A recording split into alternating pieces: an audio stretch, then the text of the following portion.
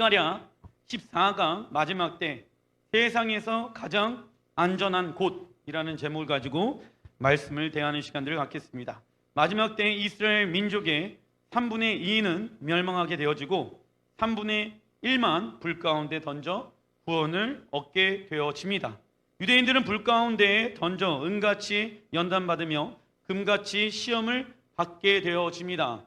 이 고난의 시기에 그리스도인들은 오직 예수야만 경배하고 순종함으로 구원을 이루어 가야 합니다. 이때 연단받는 것은 열방에 있는 교회들도 연단을 받을 수 있겠지만은 여기에서 연단을 받는 사람들은 유대인들을 뜻하고 있는 것입니다. 우리는 이 때가 오기 전에 연단 받는 것을 어려워해서는 안 됩니다. 고난을 받는 것을 어려워해서는 안 됩니다. 우리가 예수와를 따라가게 되어졌을 때 오게 되어지는 것은 성경에 고난이라고 말씀하고 있습니다. 이 고난을 통과하지 아니한다라고 하면은 하나님의 나라에 들어갈 수 없습니다. 좀 이따가도 우리가 알아볼 것인데 성경에 그렇게 나와 있어요. 왜 고난을 받을 수밖에 없습니까? 세상의 방법과 하나님의 방법은요 180도 다릅니다. 그렇기 때문에 주님이 원하시는 방법으로 이 땅에서 살아가려고 하다 보니까 무엇을 받습니까? 고난을 받는 거예요. 고난이란 하나님의 말씀에 순종하는 방법을 배우는 시간이라는 것이죠. 그 고난의 시간을 어렵게 느끼면 됩니까? 안 됩니까? 안 됩니다. 그건 잘못된 감정이에요.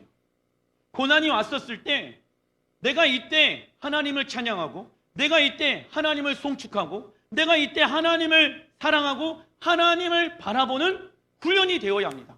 그러면 어떠한 일이 일어나는지 아십니까? 돌파가 일어나기 시작합니다. 왜냐하면 나는 지금 세상의 뜻을 쫓아 살아가는 것이 아니라 하나님의 뜻을 쫓아 살아가잖아요. 그 하나님의 뜻을 이루시는 분은 누구이십니까? 하나님, 성령님, 예수와. 그래서 내가 해야 될 것은 그분이 지금 나에게 하시는 말씀에 내가 순종하기 시작하게 되어졌을 때, 하나님을 사랑하고요 하나님을 찬양하기 시작하게 되어졌을 때 돌파의 역사가 일어나기 시작한다는 거예요. 왜냐하면 하나님의 언약을 이루시는 분은 하나님이시거든요.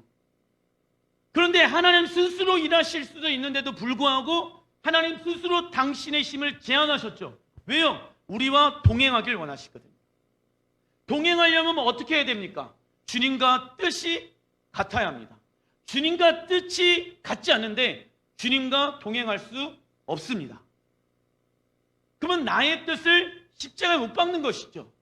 이게 십자가의 복음의 능력입니다. 단락 1번, 유대인들은 이때 어떠한 핍박을 받고 고난을 받기 시작하냐면 14장 1절 시작. 여호와의 날이 이르리라. 그날에 내 재물이 약탈되어 내 가운데에 나누리라. 재물이 약탈되어진대요. 하나님께서 하나님의 말씀에 순종하기 위해 생활의 터전이었던 바벨론의 삶을 버리고 이스라엘로 돌아 성전을 재건하고 있는 이스라엘 백성들에게 하나님은 축복된 미래를 약속하지 않고 계십니다. 여러분들 보세요. 생활의 터전에 모든 것들을 다 버리고 하나님의 말씀에 순종하기 위해서 예루살렘으로 왔습니다. 모든 거 다 내려놨잖아요. 그럼 하나님이 우리의 인생을 책임져야 합니다. 하나님은 우리의 인생을 책임지기로 약속하셨습니다. 근데 문제는 뭐냐면 우리가 원하는 방법으로 하나님이 우리의 인생을 책임지지 아니하신다. 하나님이 원하시는 방법으로 하나님은 우리의 인생을 책임져 주시길 원하신다. 할렐루야. 우리들이 이러한 것을 경험할 때가 있다. 기도는 하고 있지만 기도의 응답은 빨리 오지 않고 하나님의 은혜를 사모해서 예배의 자리는 나와 있지만 아무런 은혜를 받지 못하고 집으로 돌아갈 때가 있습니다. 그 말씀에 순종했는데 가정적으로, 재정적으로 어려움을 당할 수도 있죠. 하나님은 왜 이러한 일들을 허락해 놓으셨을까요? 하나님이 정해 놓으신 무슨 때입니까?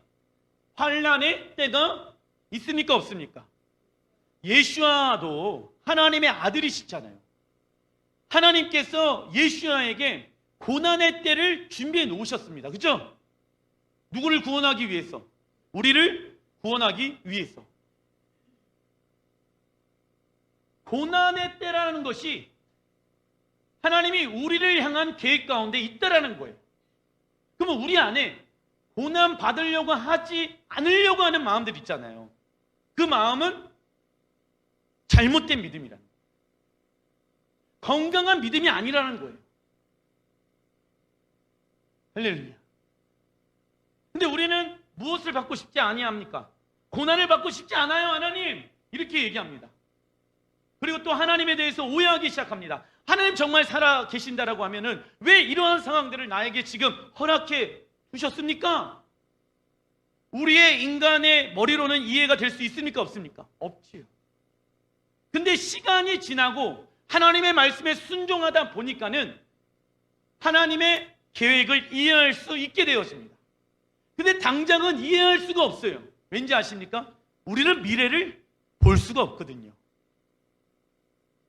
우리는 제한되어져 있거든요. 그래서 하나님이 합력하여 선을 이루시는 데 있어서 지금 필요한 게 뭔지 아십니까? 고난의 시간 안에 있는 것이. 고난의 시간 안에 있는 것. 그거를 어려워할 필요 없다. 그때 뭐 하면 됩니까? 하나님 사랑합니다. 하나님의 계획을 신뢰합니다. 하나님의 능력을 위대하십니다. 하나님 나를 사랑하십니다. 나는 하나님 사랑합니다. 그러므로 나는 성공한 자입니다. 사람들은 패배자다, 루저다 라고 얘기를 하지만 나는 승리자다. 이 고백으로 돌파해야 된다. 근데 그때 입 나와가지고 하나님 앞에 궁시렁 거리면 됩니까? 안 됩니까? 안 돼요, 안 돼요. 그러면 어떻게 되는지 아십니까? 내 영혼이 죽어버려요. 환경도 어려운데 영혼도 피폐해지면 어떻게 될까요? 끝이거든. 근데 왜 하나님은 이 환난의 때를 계획해 놓으신지 아십니까? 너 지금 가지고 있는 거 그거 내려놓고 내가 나의 것을 줄게. 내가 내 것을 줄게. 이게 가장 좋은 거란다. 그러려면 비워져야 돼. 이거예요. 그러려면 우리의 마음이 비워져야지 주님의 새로운 공급하심을 경험할 수가 있는 것이죠. 자, 이때 하나님께서 보시는 것은 우리의 믿음을 지켜보고 계신다. 예를 들어서 아이가 아파서 수술을 합니다. 아이가 수술받고 싶지 않다고 울면서 부모를 떨어지지 않으려고 해요. 근데 부모는 어떻게 합니까? 과감하게 의사의 손에 아이를 맡깁니다. 그리고 부모는 그 아이를 지켜볼 수밖에 없습니다. 이처럼 우리가 고난 가운데 해야 하는 것은 무엇입니까? 써놔주십시오. 나의 믿음 또는 신앙, 나의 믿음 또는 신앙이 올바르게 세워져 있는지 아니한지를 확인해 봐야 합니다. 이때 제한되어져 있는 우리의 생각과 지식으로 하나님의 계획을 이해하려고 하지 말고 이때 나의 믿음이 올바르게 세워져 있는지 아니한지를 점검해야 한다. 환경에 어려움이 오잖아요. 핍박이 오잖아요. 우리가 하나님의 핍박의 때에 들어가잖아요. 그러면은 우리는 자동적으로 첫 번째 하나님에 대해서 오해하기 시작합니다. 그리고 자꾸 두 번째 육신의 생각으로 그 환경을 이해하려고 그래요. 근데 이해하려고 하니까는 이해할 수 있습니까? 없습니까? 없죠. 그때 나의 믿음을 테스트, 점검해야 한다. 내가 지금 반석 위에 집을 지었는지 아니면은 모래 위에 집을 지었는지 내 믿음을, 나의 신앙을 점검해 보는 때가 환난의 때, 고난의 때라고. 이것을 정해놓으신 분은 누구이십니까? 하나님. 따라해보겠습니다. 하나님께서는 나에게 고난의 때를, 환난의 때를 준비해 놓으셨다. 환난아, 내게 와라. 네, 피하지 마십시오. 환난을 받아야지 내 믿음을 하나님 앞에서 증명할 수가 있는 시간들이야. 그 환난의 시간들을 통하여서 우리가 더 강건해지고 우리가 더 하나님의 은혜를 받게 되어지고 더 한 단계 영적으로 성장과 성숙이 일어날 수가 있게 되어진다. 성장통이라는 것도 있잖아요. 우리 주야가 요즘 성장통을 겪어요. 아프대요. 자고 일어나면. 근데 그 시간들을 보내야지 그 아이의 키가 모든 영혼력이 성장할 수 있는 것처럼 성장통을 두려워하지 마십시오. 왠지 아십니까? 시간이 지나갑니다. 그때 우리가 해야 될 것은 하나님 선하신 분이십니다. 나 하나님 사랑합니다. 내 주님의 이름을 송축합니다. 이걸 하는 거예요. 시편 23편 4절 읽어보겠습니다. 시작. 내가 사망의 음침한 골짜기로 다닐지라도 해를 두려워하지 않을 것은 주께서 나와 함께 하심이니라. 건강한 믿음은요, 사망의 음침한 골짜기가 존재하고 있다는 것을 알고 있습니다. 그리고 건강한 믿음은 음침한 골짜기를 통과하도록 이끌어줍니다. 다윗은 환경의 어려움과 실패투성인 자신의 삶에 대해 직면하고 받아들입니다. 이처럼 우리도 다윗처럼 떠나주십시오. 죄인이라는 사실을 잊지 말고 절대 절망의 상태라는 것을 우리는 잊지 말아야 합니다. 그리고 거짓된 이미지 떠나주십시오. 거짓된 이미지, 방어기제. 이 방어기제로 자신을 꾸미려고 하지 말아야 합니다. 우리가 대화를 하다 보면은 내가 죄인이라는 것을 인정을 해야 돼요.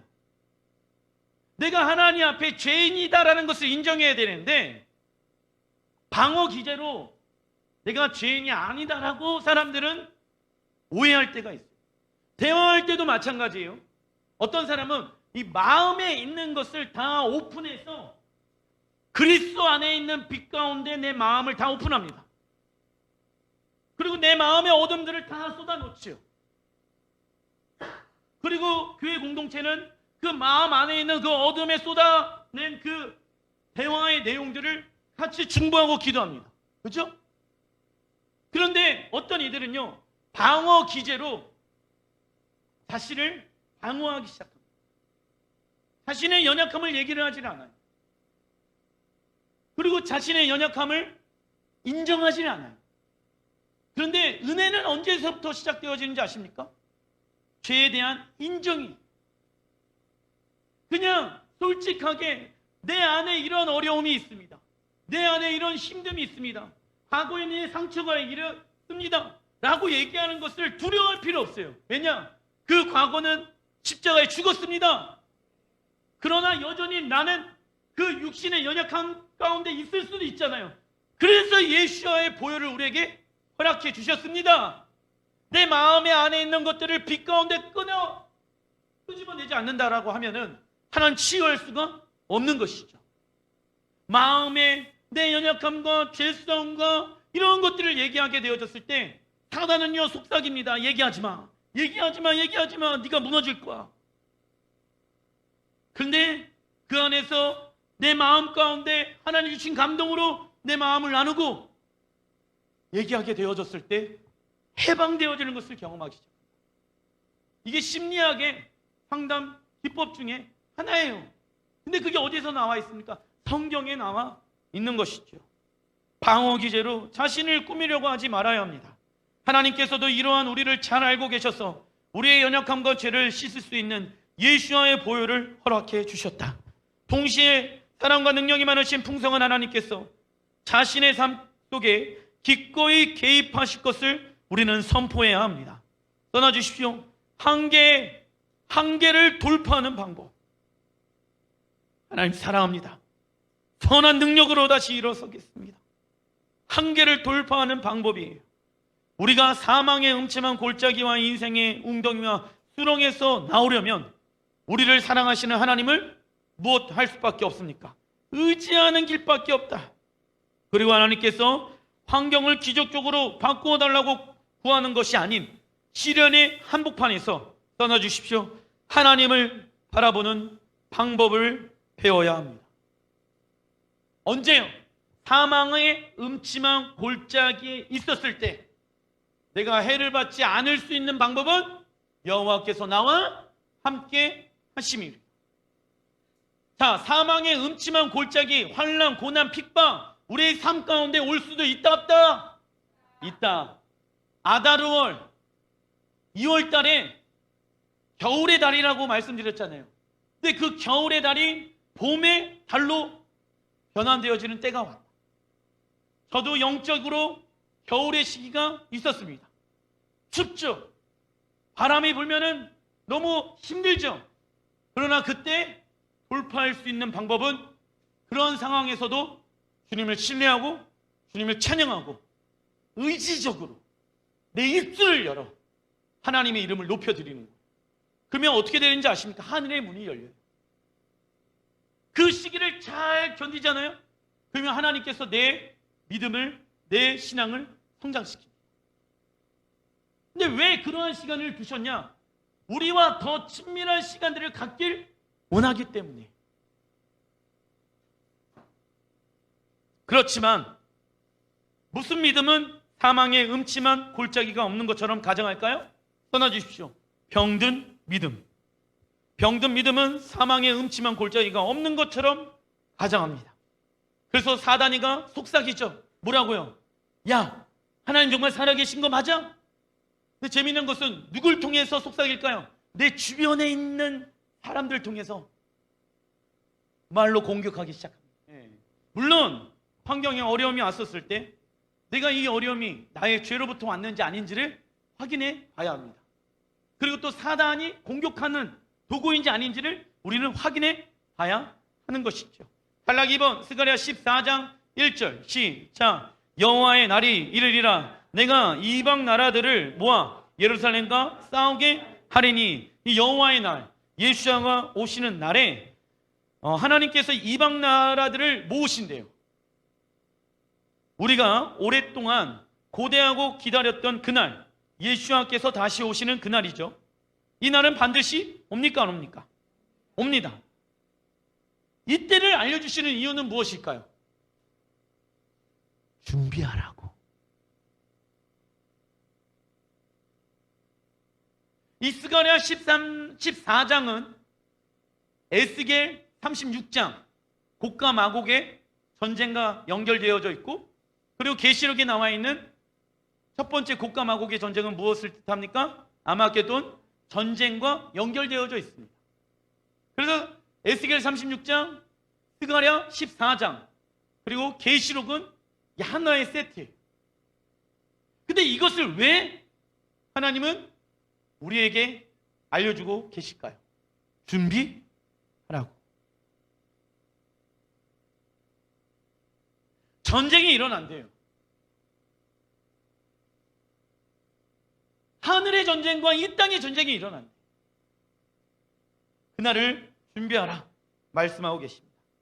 히브리 원어로 마지막 때의 단어는요, 아할릭 하야밈이라는 단어로 사용되어졌는데, 읽어보겠습니다. 시작. 인간의 통치하는 시대가 끝나고 왕이신 예수야가 통치하는 시대가 시작된다. 이게 마지막 때의 원어의 뜻입니다. 인간이 다스리는 시대는 끝나고 왕이신 예수야가 다스리는 때가 옵니까 안 옵니까? 옵니다. 종말이 왜 있어야 합니까? 새하늘과 새 땅, 새 예루살렘이 시작되기 때문입니다. 예수께서 다시 오실 때 모든 이방 나라들을 다 모으셔서 그들을 심판하시고, 그 가로 안에 써놔 주십시오. 이 땅의 정부를 처단합니다. 이 땅의 정부를 뭐 한다고요? 처단하는 거예요. 한 곳에 모으는 거예요. 그 한 곳에 모인 곳은 어디입니까? 무기토. 마치 패하는 것처럼 보이죠. 밀리는 것처럼 보이죠. 근데 하나님은 그 자리에 모으게 하시고 나서 예루살렘에서 그들을 다 멸하십니다. 왠지 아십니까? 왠지 아세요? 왜냐하면 하나님 나라의 정부를 만드시기 위함인 것이죠. 그래서 모든 리더십들을, 전 세계 모든 리더십들을 그 한 자리에 모으시는 거예요. 그리고 나서 다 니들 가짜 왕들이야. 마지막 때는 이제 끝났어. 인간이 통치하는 때는 끝났어. 할렐루야. 왕이신 예수아가 단일 정부, 하나님 나라의 정부를 세우시기 위해서 모으신다. 이 날을 두려워해서는 된다, 안 된다? 안 된다. 안 되는 거예요. 지고 있는 상황이 벌어질 수도 있습니다. 뒤에 보면은 약탈도 당하고 여자들이 또 안 좋은 것들을 경험하게 되어지고 막 재산들이 다 날아가게 되어지고 막 그런 상황이 일어납니다. 우리는 이 날이 올 거라는 것을 믿습니다. 그러기 위해서 우리는 이 날을 위해 무엇해야 됩니까? 준비해야 합니다. 그러면 나는 반 이스라엘 국가주의로 입장을 할 것인지 아니면 이스라엘 친쪽으로 가야 할 것인지 결정해야 된다. 왜냐하면 이 스가랴 14장의 전쟁은 유대인들과 한 세 사람이 되어진 교회들과의 전쟁을 뜻한다. 근데 목사님, 그러면 우리는 이 땅에서 전쟁합니까? 아니에요. 우리는 하늘에서 전쟁하는 거예요. 기도로 전쟁하고 중보로 전쟁하는 거예요. 적그리스도의 영혼요, 우리를 통해서 경배받기를 원하거든.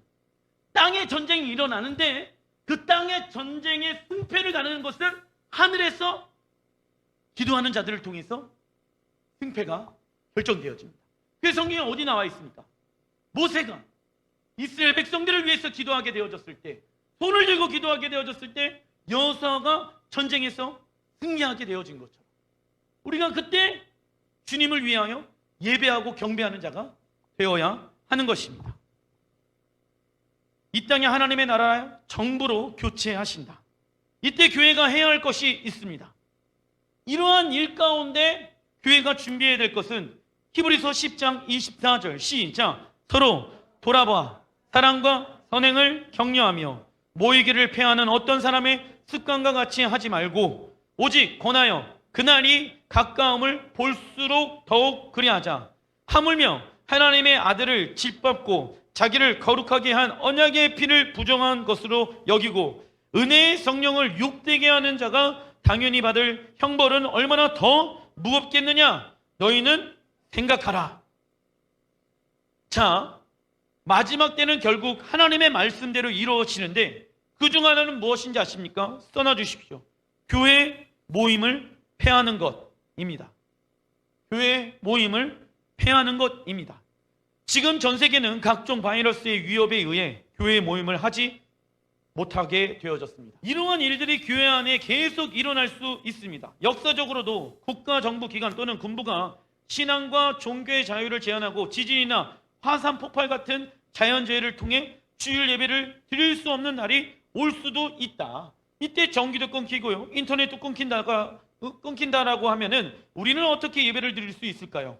교회는 이때를 위해 떠나주십시오. 예행 연습해야 합니다. 이 날이 옵니까 안 옵니까? 오죠? 그런데 어떤 사람들은 뭐라고 얘기하는지 아세요? 교회 안에서도 모이기를 폐하는 어떤 사람들의 습관같이 하지 말고 나와 있죠. 그죠?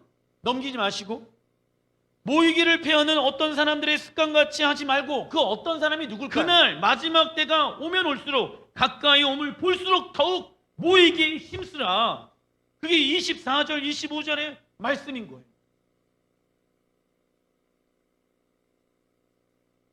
사도행전 2장 1절부터 4절 예행연습을 어떻게 해야 되냐? 1절 시작. 오순절 날이 이미 이름에 그들이 다같이 한 곳에 모였더니 호련히 하늘로부터 급하고 강한 바람 같은 소리가 있어 그들은 앉은 온 집에 가득하며 그들이 다 성령의 충만함을 받고 성령이 말하게 하심을 따라 다른 언어들로 말하기 시작하니라.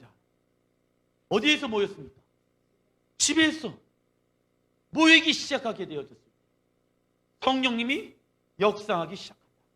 고린도전서 16장 19절 시작. 아시아의 교회들이 너희에게 문안하고 아굴라와 브리스가와 그 집에 있는 교회가 주 안에서 너희에게 간절히 문안하고. 여기도 나와 있죠. 집이 교회예요. 어떤 사람은 이렇게 얘기합니다. 목사님, 내가 교회 아닙니까? 예, 우리가 교회예요. 근데 주님께서 뭐라고 말씀하고 계시냐? 두세 사람이 내 이름으로 모여야 된대요. 그리고 모이기를 힘쓰래. 내가 교회라고 하면은 이 교회 안에는 여러 가지의 기능들이 있잖아요. 왜냐하면 예수와가 우리의 교회의 머리시고 우리는 그분의 몸입니다. 그러면 이 몸으로서 우리는 붙어 있어야 된다고. 집에 혼자 있는 게 교회의 기능을 할 수 있는 것이 아니라 여러분들 집 가운데 믿음의 사람들이 모여야 된다고. 그게 교회인 거예요. 어떤 사람은 내가 교회 아니에요? 예, 교회인데 그 교회의 기능을 건강하게 하려면은 어떻게 됩니까? 같이 모여야 된다고. 몸이니까. 몸은 분리되어 있어요? 붙어 있어요? 붙어 있죠. 그때 모이기 시작해야 된다. 많은 사람들이요, 이 사도행전에 나와 있는 초대교회를 꿈꾸고 있습니다. 그리고 또 이 초대교회처럼 해보려고 엄청나게 노력도 많이 하고 재정을 많이 쏟아붓고 있습니다. 여러분들도 우리 교회가 초대교회 역사가 일어나길 원하시죠? 다 꿈꾸고 있어요. 그러면은 어떻게 해야 됩니까? 성경의 초대교회가 어떻게 살아갔는지를 알아야 된다고.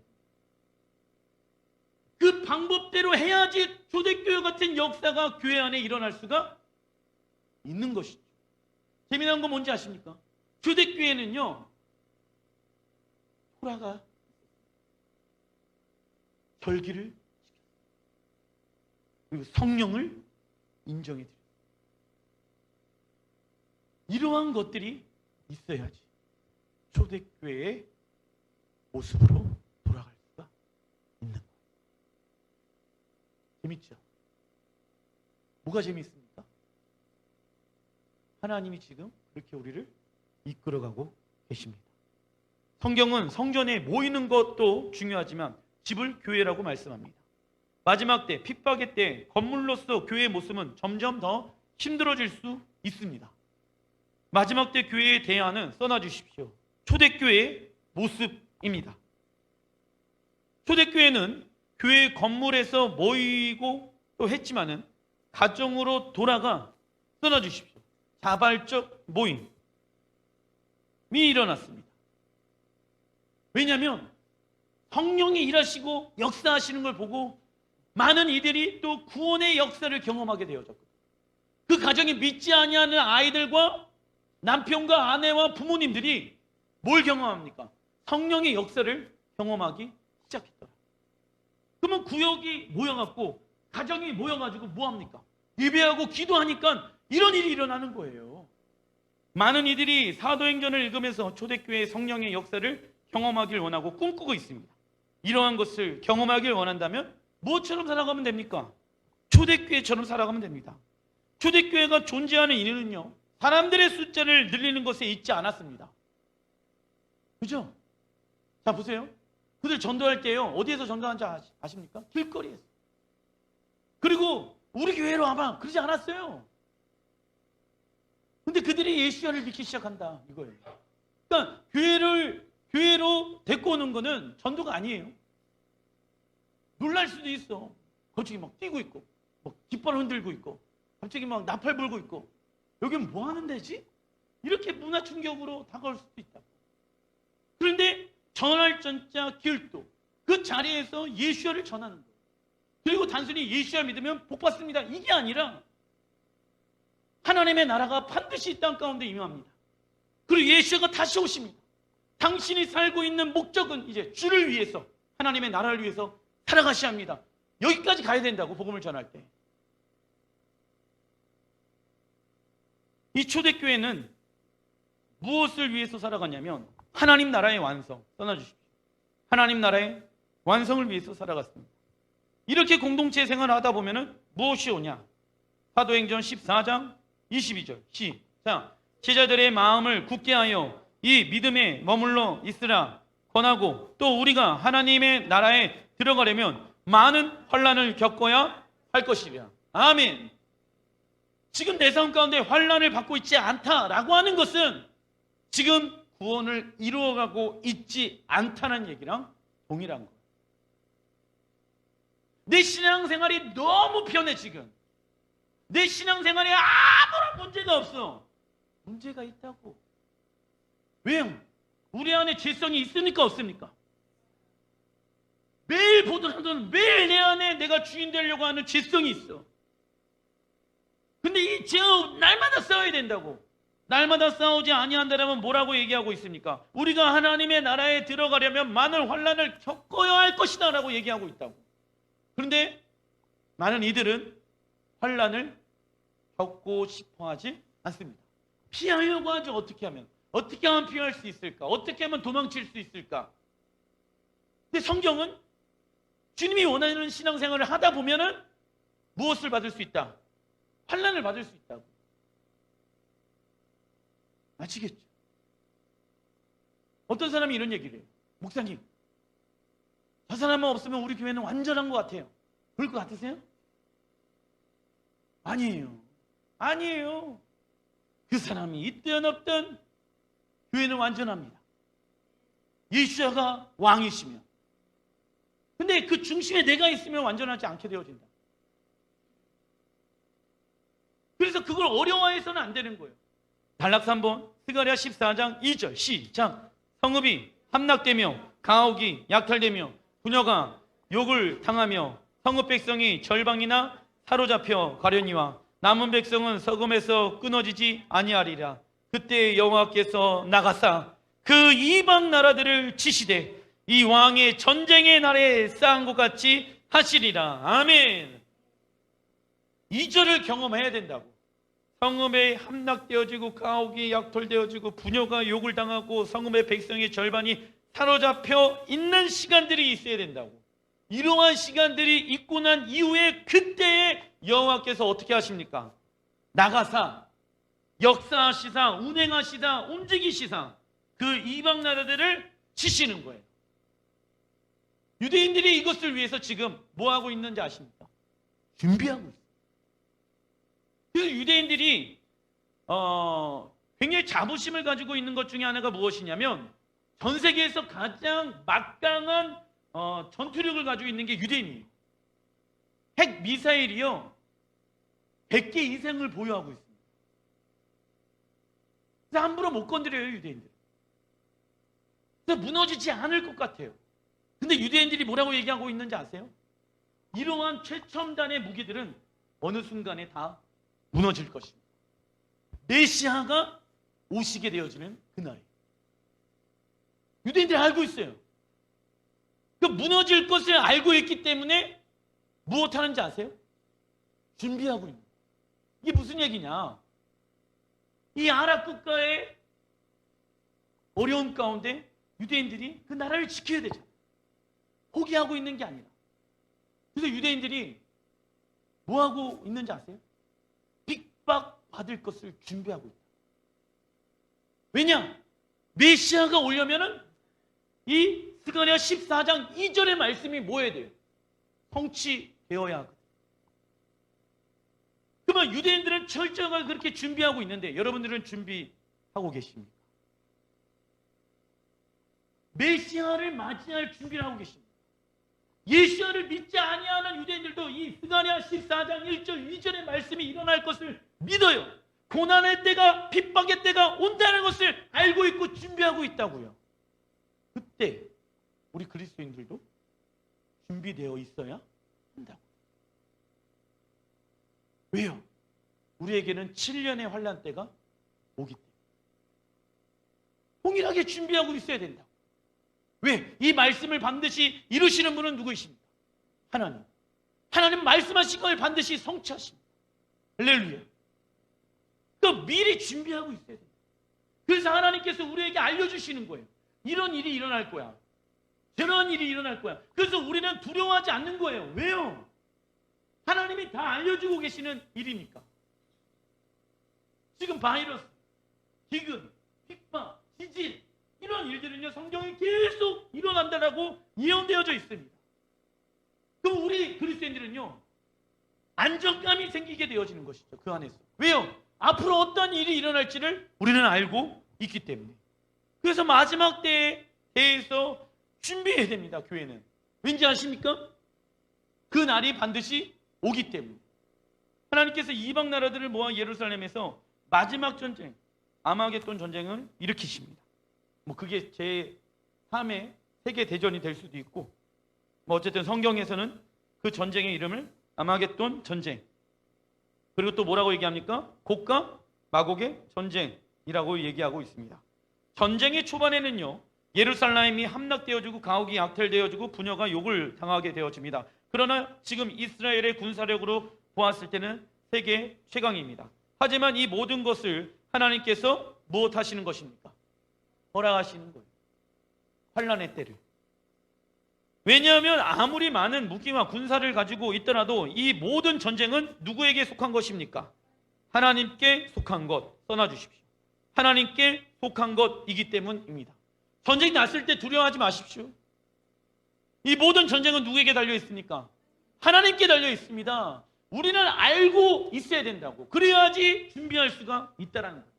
이 날이 올 거라는 것을 우리는 알고 있기 때문에 우리 교회는 그 날을 위해 대비해야 된다고.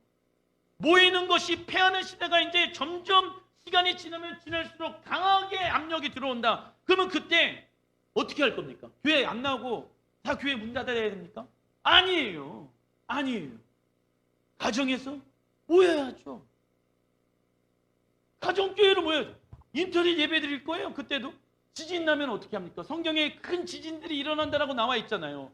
큰 지진이 일어나면 통신 마비되고 전기 마비되잖아요. 인터넷으로 예배 드릴 수 없다고요.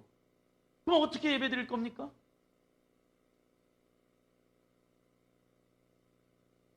우리가 같이 모여서 하나님의 말씀을 보며 하나님의 이름을 높여드리고 찬양하고 동일하게 여기서 예배 드리는 것처럼 동일하게 그렇게 가정에서 모여서 335 모여갖고 예배 드리는 자가 되어야 합니다.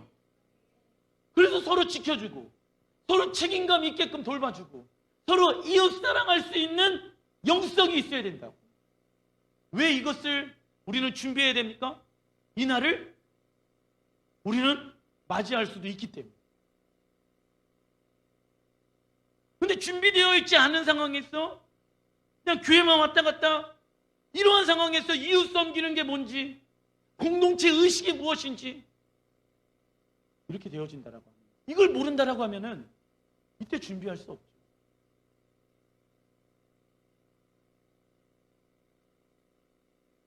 교회는 이때가 온다는 것을 알고 있기 때문에 준비해야 된다고요.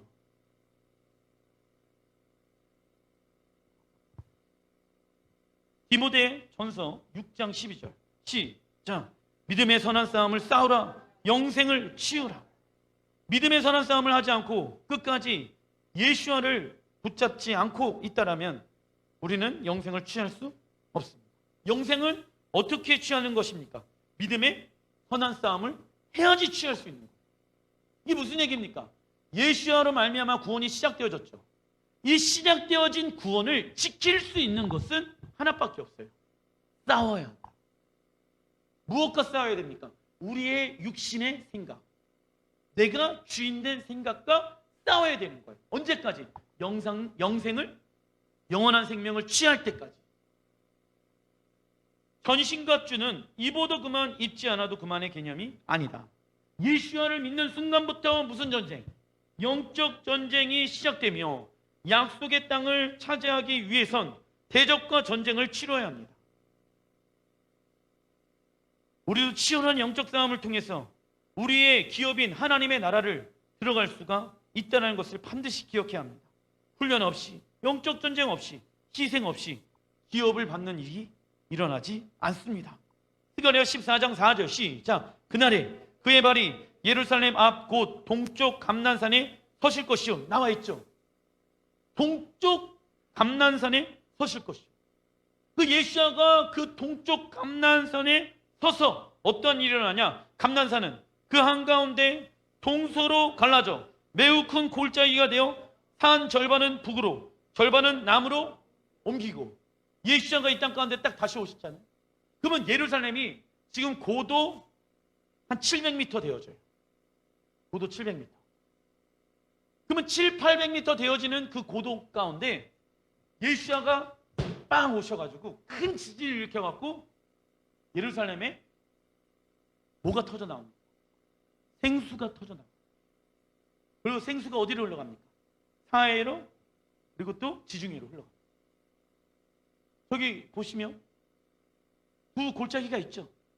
이게 더 골짜기가 깊어지는 거예요. 그리고 예루살렘이 어떻게 됩니까?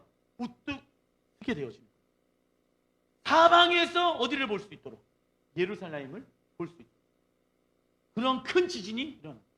근데 재미있는 것은 1948년 이후부터 이스라엘 안에 지진들이 계속 일어나고,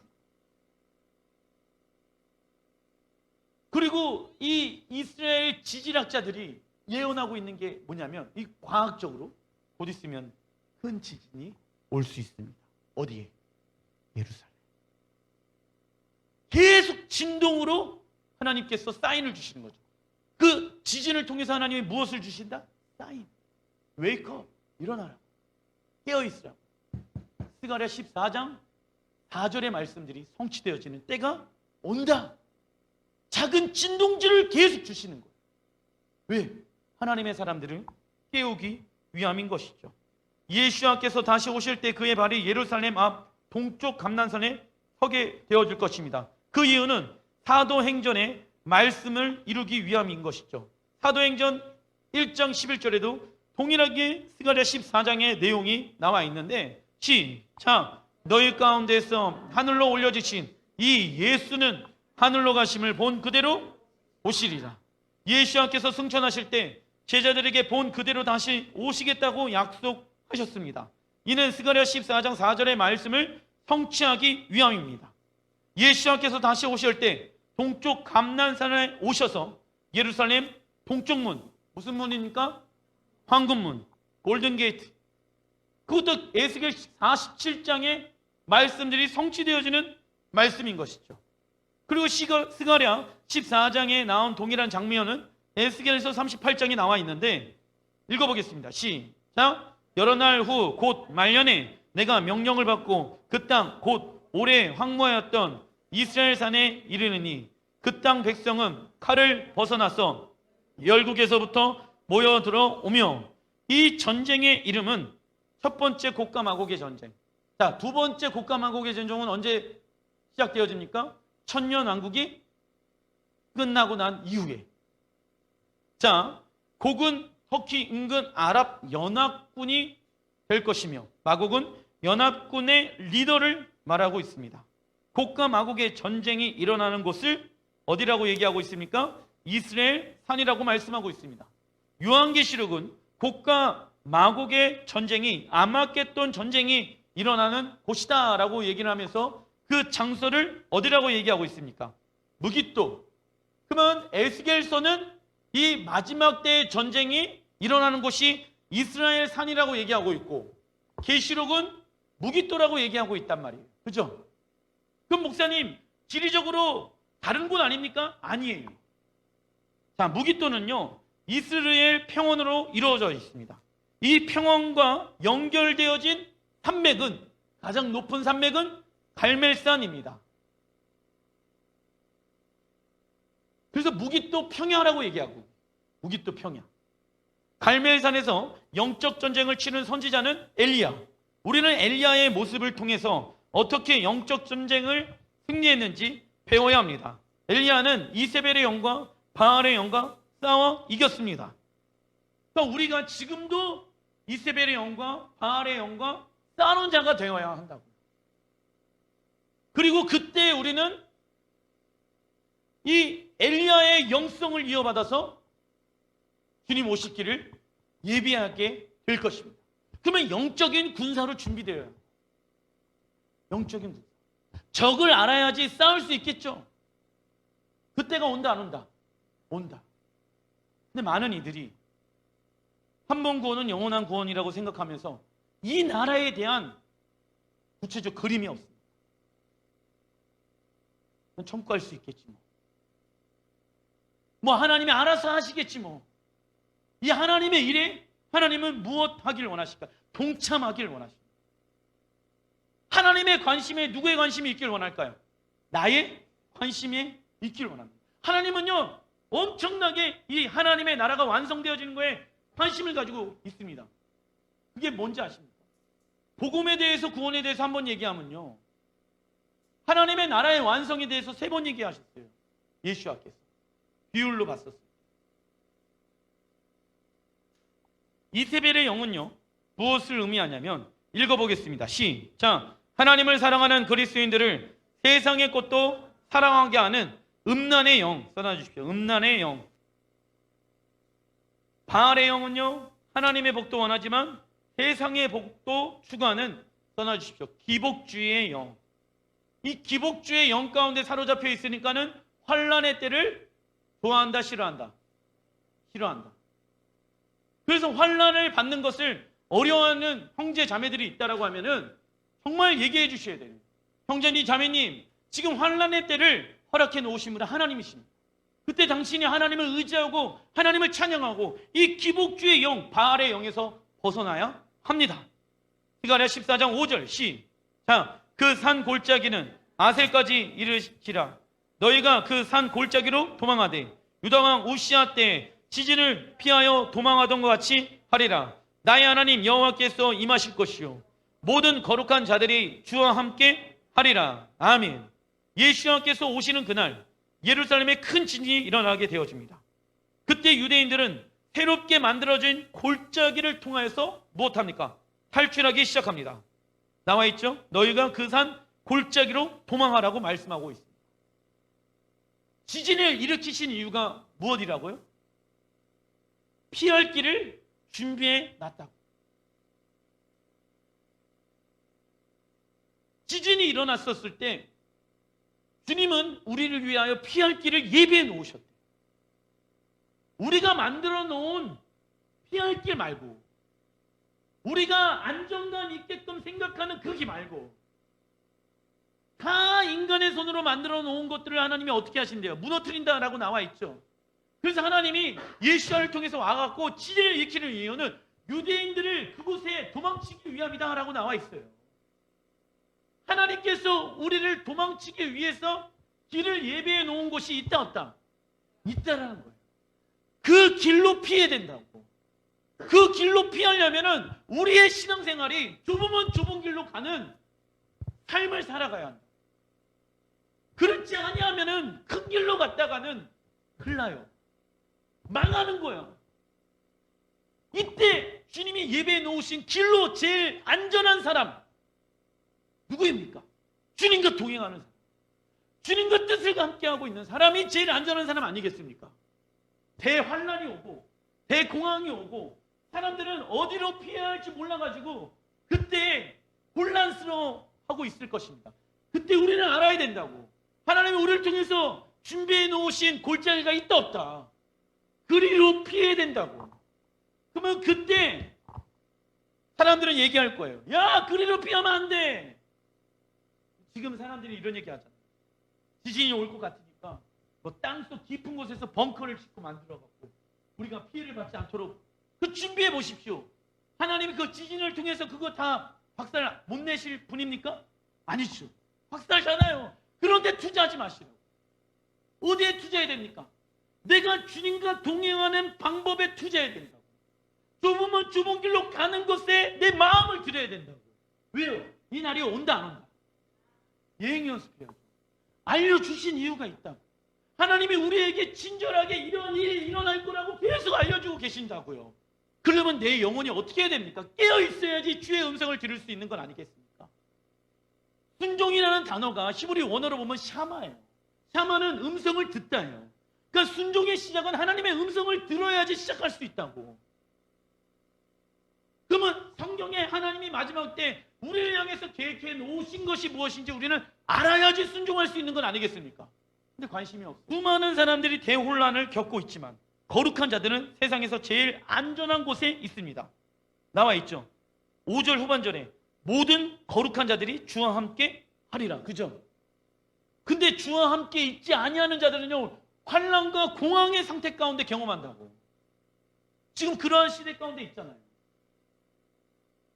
세상에서 가장 안전한 사람 누구입니까? 시작. 온 우주와 세상을 만드시고 다스리고 계시는, 써놔주십시오. 주님과 동행하는 사람. 마태복음 28장 20절에 세상 끝날까지 내가 너희와 항상 함께 있으리라. 그러면 주님과 동행하려면 무엇이 같아야 합니까? 써놔주십시오. 주님과 뜻이 같아야 합니다. 아모스서 3장 3절에 얘기하고 있죠. 네가 주어 뜻이 다른데 어떻게 동행할 수 있겠느냐? 내가 믿고 싶은 대로 성경을 믿으면 안 됩니다. 성경에 나와 있는 대로 믿어야죠. 노아는 하나님과 동행하였고 홍수 심판 때 방주를 만들어서 세상에서 가장 안전한 곳에 있었습니다. 근데 마지막 때 어떤 일이 일어난대요? 마태복음 24장 37절 시작. 노아의 때와 같이 인자의 임함도 그러하리라. 뭐 하래요?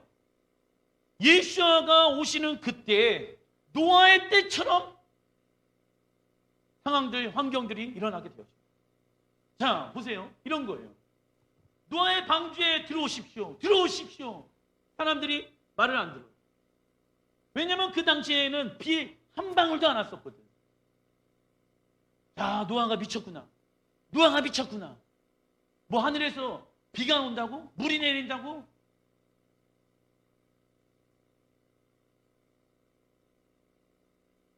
동일하다고. 이 모임에 오십시오. 이 모임에 오십시오. 사람들 안 와요. 안 올 거예요. 가정에 모임에 오십시오. 안 와요.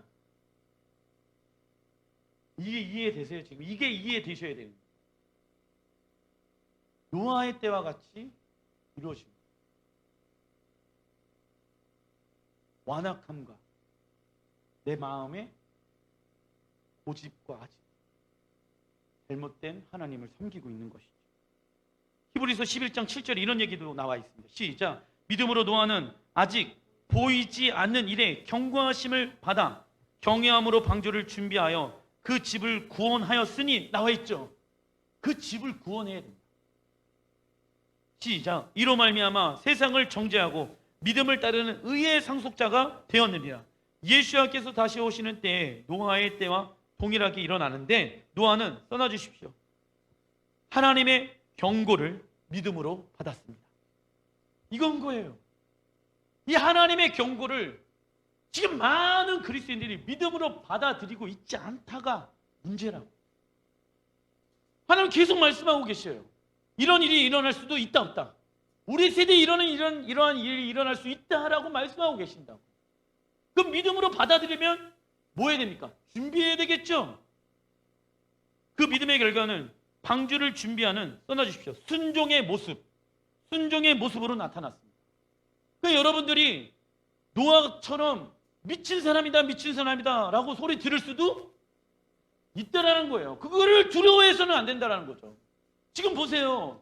교회에 모이는 사람들을 보고 교회 문 닫고 있는 사람들이 교회 열고 예배드리고 있는 교회를 향해 손가락질하고 있다니까요.